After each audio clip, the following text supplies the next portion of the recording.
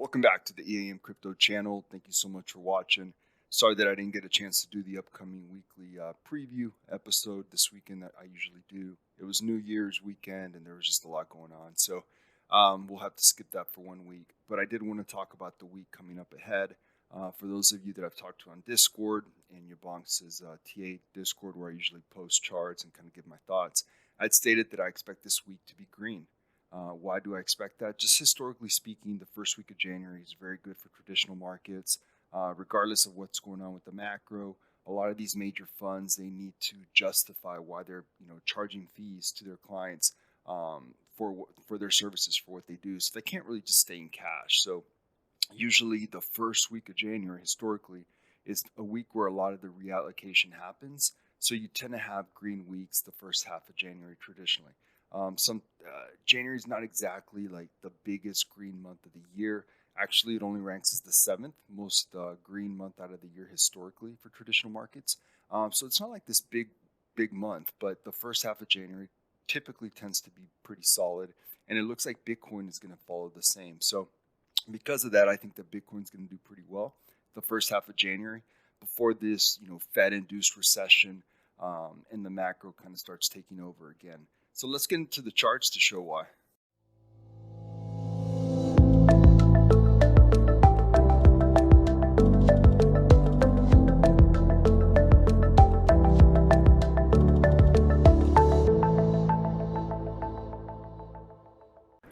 Okay, so let's get into the charts. We're going to start with total. And right now, yeah, there's a lot to like here. We just recently, basically in the last 12 hours, finally got over that resistance support line that's as old as time, it seems like, at 762 billion. So we're over it. We're probably going to go down and retest it as support. And if that works out well, then we'll be in good shape and we'll be able to start heading higher in the short term, right? Long term, not long term, but as far as like later this year, nothing changes. Here's BTC on the monthly, still expecting it to hit 13.8, 13.5, 14. There's just nothing really telling me that's not going to happen. So still fully expecting that later this quarter after a nice little hopefully run to maybe, we'll see. Could it be just 17.2 right here? Could it be higher? We'll see. But at the end of the day, I am bullish for the next week or two, for sure. So the weekly, it looks like a coin flip. We can go up or down from here, but I'm fully expecting to go to 17,258, testing it as resistance, and then we'll see what happens. But Ethereum's actually looking a lot stronger than Bitcoin, which is interesting to see. It's just been consistently painting, higher lows, one here, another higher low here. And I think it's headed towards this trend line that I drew way back a long time ago. But, as you can see here, this trend line even recently has been something to watch, because right here you have it tested as resistance again, almost again, and then it finally went through. Didn't do very well as support, but I think we're going to test it as resistance again. If it does it quickly, it's going to be around 1270, but this is a downtrending trend line, so resistance line. So hopefully one day to be support line again. So the longer it takes to get to it, the lower it will be. So Ethereum's actually looking pretty decent, super short term. As far as alts, I'm not in any shorts right now. I had to close out my last sol at a loss, which really sucked, but I had to do it because here, let me show you. And if you're wondering what this blue line is, that was just where I would get liquidated. So we can get rid of that now, because I use very little leverage. I trade on Bitget. If you check out the link below, you will get a bunch of rewards, and it helps my channel out tremendously if you guys do your trading on Bitget through my link. So definitely check that out. That's where I do all my shorting, and that's where I trade on leverage. And once the bull market comes, you trade on a little bit of leverage. It could really help. But anyways, Sol. So why did I close out my short, even though I still expect Sol later this quarter to get to at least $6, low $6, maybe more. Like a 450 Sol would not be weird at all. But I did close my short because super short term, well, here, it got back into this range from like early November. So if you look at it here, I'm going to draw it so you guys can see what I'm talking about. If you see here, we have, this is kind of like the upper part of the range right there. And then we have the lower part of the range. Well, here, let me change the color. And then we have the lower part of the range where it just recently got there.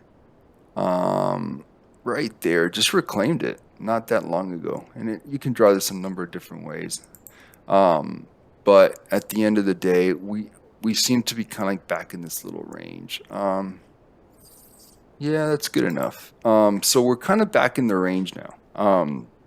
Not the most tried and tested bottom of the range, but it's close enough to where I really do think that we're gonna probably range around this for a bit, or maybe just go straight up. I mean, Sol's showing a lot of power right now. Look at that right there on the daily. And yeah, it was pretty oversold. I had this trend line right here, which is more obvious on the 4-hour, and it just blew right by it. It really did. It kind of dealt with it for a bit, so it did do its part, but it just blew right by it. We'll keep it on there because at some point in time, we will see if that's where it's probably going to bounce off at a support at some point. So if we're in a short, that'll be a good time to close the short. But yeah, so as you can see here, though, this range right here, yeah, a lot more obvious on the 4-hour actually. Look, looks like I drew it right. So I think we're going to be in this, and which means that we're probably going to test the range. We're probably going to test that up there, which, you know, is still like another 40% move almost. So yeah, so that's where I see Sol headed. So if you wanna, if one were to take a long, I just hate taking a long on something that's almost, you know, gone up like more than 50% in the last week. Then it's pretty easy. You just set your stop loss at right below this range, right? And if it goes below the range, then it's time to close it out. So kind of an easy long, maybe. I'm not going to go long on Sol right now. Who knows when I'll go long? If it gets down to $4.50, for sure 630. I'll think about it. We'll see what the indicators say, but I think it's very likely headed to at least test something up here. I don't know where exactly, but we'll see. And like I said, I think BTC is headed for at least 17.2, at least 17.258. And then we'll see, but I think it's probably going to test this range up here at some point. So, and this is on the daily, so it probably won't be that long. And yeah, so if I expect BTC to go up, obviously the alts will follow. The other one that I wanted to cover, just because I've been very vocal about it, is Sand. They're having their huge token unlock on February 14th, but I'm not in a short right now. It's been pretty good to us.